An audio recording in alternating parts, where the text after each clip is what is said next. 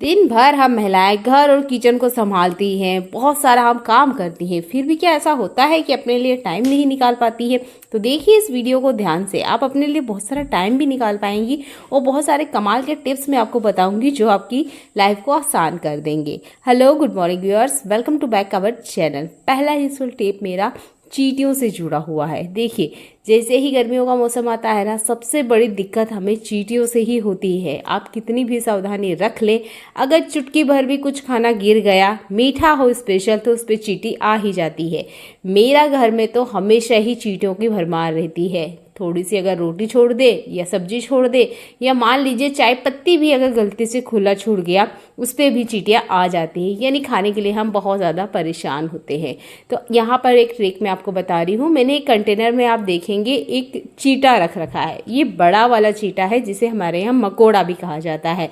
अब मैं इसे अगर रिकॉर्ड करने जाती तो ये ना अपनी जगह रुकता नहीं, भागता बहुत, इसलिए मैंने इसे एक कंटेनर में रख लिया ताकि मैं आपको दिखा पाऊँ। हमें ना इस तरह के चीटे को न्योता देना है हमारे घर पे। अगर आपके घर में लाल चींटी आ रही है, लाल चींटी एक ऐसी चींटी होती है जिसके काटने से हमें बहुत तीखी जलन होती है, घंटों तक समझ नहीं आता है और हम फिर पता नहीं क्या क्या तरीके अप्लाई करते हैं। चींटियों के लिए मेरे पास बहुत सारे कमेंट आ रहे थे, चींटियां बेड पर है, कपड़ों में आ रही हैं, खाने पीने तक तो ठीक ही है। और चींटियां भी छोटी वाली नहीं, पंख वाली चींटी, उनकी बाइट बहुत ज़्यादा तेज होती है। अगर एक साथ 10 से 12 काट ले तो मान लीजिए बिच्छू के बराबर काटने इतना जलन होती है। तो इन सबको भगाने के लिए आज हम ना इस चीटे का इस्तेमाल करेंगे। मेरे पास फिलहाल में एक ही चीटा है, पर आज हम बहुत सारे चीटों को न्योता देंगे। अभी ये देखिए, घर की जो बाउंड्री होती है या जिसे हम कहते हैं हमारे घर का आंगन, वहाँ पर आप देख सकते हैं कितनी सारी चींटियाँ हैं। मेरा छोटा बेटा है, वो कुछ खा रहा था, खाते खाते उसने थोड़ा सा गिरा दिया।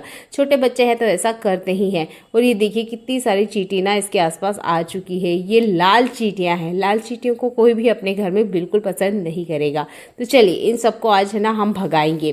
तो पहले तो आप चींटे को देख लीजिएगा ध्यान से। इस तरीके के बड़े चींटे को हमें न्योता देना है हमारे घर पे। मेरे पास एक कमेंट आया हुआ था कि दीदी लाल चींटी है, वो भी बेड के ऊपर, अब इसको कैसे भगाएं। तो यहाँ पर हम कोई केमिकल स्प्रे नहीं कर सकते, क्योंकि जैसे ही हम कुछ केमिकल स्प्रे करेंगे, हम सोने जाएंगे, बेड पे, हमारे चेहरे पे, नाक पे लग सकता है तो हमारी सेहत को नुकसान देगा। तो ऐसी कोई चीज़ मैं आपको बना के नहीं बताने वाली हूँ, फ्री का आइडिया है, ध्यान से देखिएगा। आपकी किचन में एक चीज़ ज़रूर होती होगी, ये है ग्लूकोन डी। ये ऑरेंज फ्लेवर वाला है। अगर आपके पास ये नहीं है तब आपने सिर्फ ऑरेंज लेना है, अगर वो भी है तो भी चलेगा। या फिर वो जो 1 रुपये वाली ऑरेंज की गोलियां आती है जो कि स्पेशल ट्रेन में मिलती है, उसका भी आप यूज़ कर सकते हैं। अब ये है मेरे पास ग्लूकोन डी, तो मैं इसका यूज़ करके बता रही हूँ। मैंने आपको ऑप्शन दे दिए हैं 3, और आप उनमें से जो आपके पास अवेलेबल है उसका यूज़ कर सकते हैं।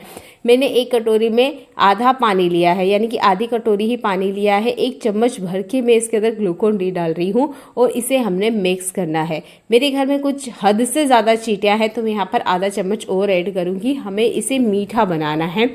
मीठा बनाने के बाद अच्छे से इसे घोल लीजिएगा। 1 चम्मच ग्लूकोन डी हमने 1 गिलास पानी में ऐड करने के बाद पीते हैं। पर यहाँ आप देख रहे होंगे मैंने आधी कटोरी में लगभग 1.5 चम्मच के आसपास डाला है, यानी हमने इसे मीठा बनाना है। इतना मीठा बनाना है कि ये जो चीटा है, मकोड़ा है, ये इनवाइट हो हमारे घर में। तो जहाँ पे भी लाल चींटी आ रही है वहाँ पर आपने चम्मच चम्मच करके छिटक देना है।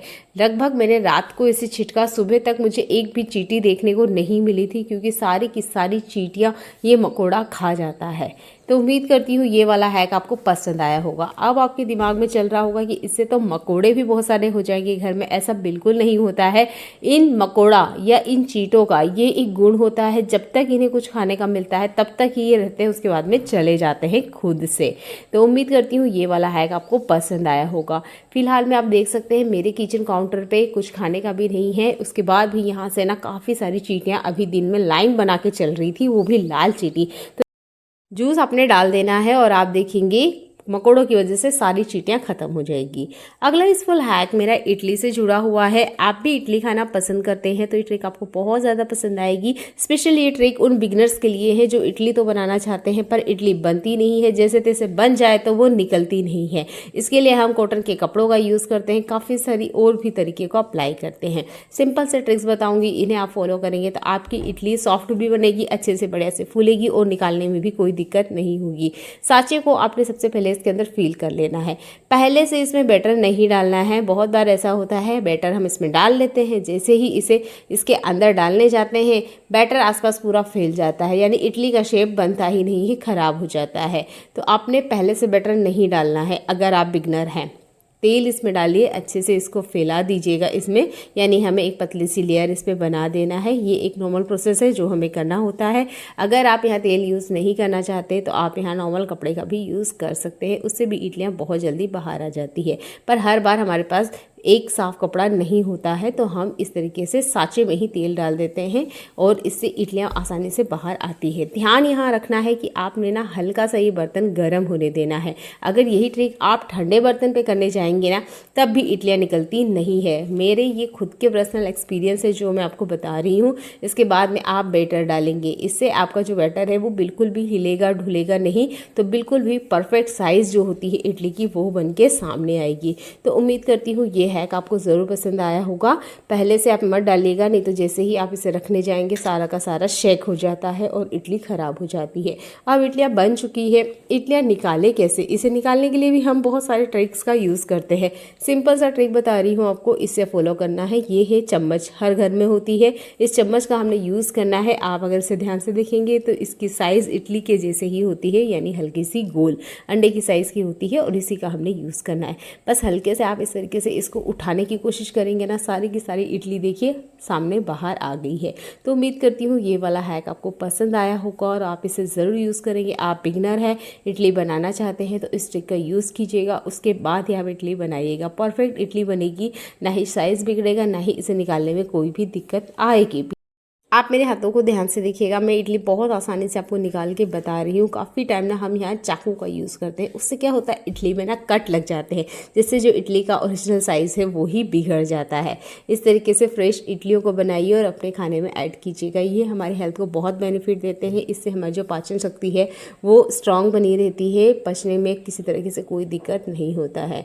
तो उम्मीद करती हूँ ये हैक आपको पसंद आया होगा। चलिए देख लेते हैं आज के एक और कमाल के हैक को, जो भी आपको बहुत ज़्यादा पसंद आने वाला है।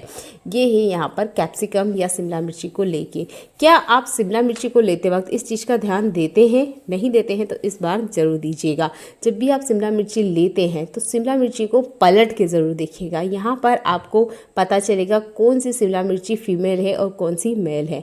तो ये जो शिमला मिर्ची मेरे हाथ में है, इसमें ना 4 पार्ट हैं। अगर इस तरीके से पीछे की तरफ हम पलटेंगे ना, तो यहाँ देखिए 4 पार्ट है। मैं कट करके आपको दिखा रही हूँ। अगर इस तरह की शिमला मिर्ची आप लेते हैं, ये स्वीट होती है। इस शिमला मिर्ची को कट करके हम 4 पार्ट में डिवाइड कर सकते हैं। ये फीमेल होती है, ये स्वीट होती है, काफ़ी ज़्यादा मीठा होता है। इसका आप मोमोज़ में और नूडल्स में यूज़ कर सकते हैं। तो यहाँ मैं कट करके आपको दिखा रही हूँ ताकि आप आसानी से देख पाएँ। और दूसरा ही ट्रिक इसी से भी जुड़ा हुआ है कि आप ना हमेशा इस ट्रिक को अपनाएं कि 4 कट लगाएं, इसके बाद में शिमला मिर्ची को इस तरीके से तोड़ें, तो जितना बीज है ना वो एक तरफ हो जाएगा। ये बीज का हमें यूज़ नहीं करना चाहिए, क्योंकि शिमला मिर्ची की बीज की साइज़ काफ़ी बड़ी होती है। अब दूसरा शिमला मिर्ची जो मैंने लिया है, इसमें 3 ही टुकड़े होंगे। जैसे कि मैं चाकू सबको करके बता रही हूँ, यहाँ पे 4 नहीं होंगे। जिस शिमला मिर्ची के 3 ही इस तरीके से हिस्से निकलते हैं, ये मेल सीड होता है। इसमें थोड़ा सा मिर्ची होती है, यानी कि ये तीखा होता है। तो इसका यूज़ आप कर सकते हैं थोड़ा सा, जो भी आप तीखा रेसिपी बना रहे हैं। जैसे कि हमारा पिज़्ज़ा हुआ है, इसे बनाने के लिए आप इस शिमला मिर्ची का यूज़ कीजिएगा। तो उम्मीद करती हूँ आज के ये हैक आपको पसंद आए होंगे, जिसमें आपने जाना है कि मेल और फीमेल कैप्सिकम को कैसे पहचाने और बीजों को आसानी से अलग कैसे करें। छोटे छोटा हैक है, ज़रूर अपना के देखिएगा। अगर आपके साथ भी ऐसा होता है कि हम शिमला मिर्ची लेकर आए हैं, कभी बहुत ज़्यादा तीखा निकल रहा है, कभी बहुत ज़्यादा फीका हो रहा है, तो आप ना लेते वक्त इस सावधानी को ध्यान रखिए कि मेल और फीमेल कैप्सिकम का चुनाव करें। चलिए देख लेते हैं अगला यूज़फुल है। गर्मियों का मौसम चल रहा है, हर घर में हम आम से जुड़ी हुई काफ़ी सारी रेसिपी बना रहे हैं। तो यहाँ पर मैं बना रही हूँ आम का मीठा मुरब्बा। अब इसका जो छिलका है वो मैंने निकाल दिया है और इसको भी मैं कद्दूकस करके हटा दूँगी।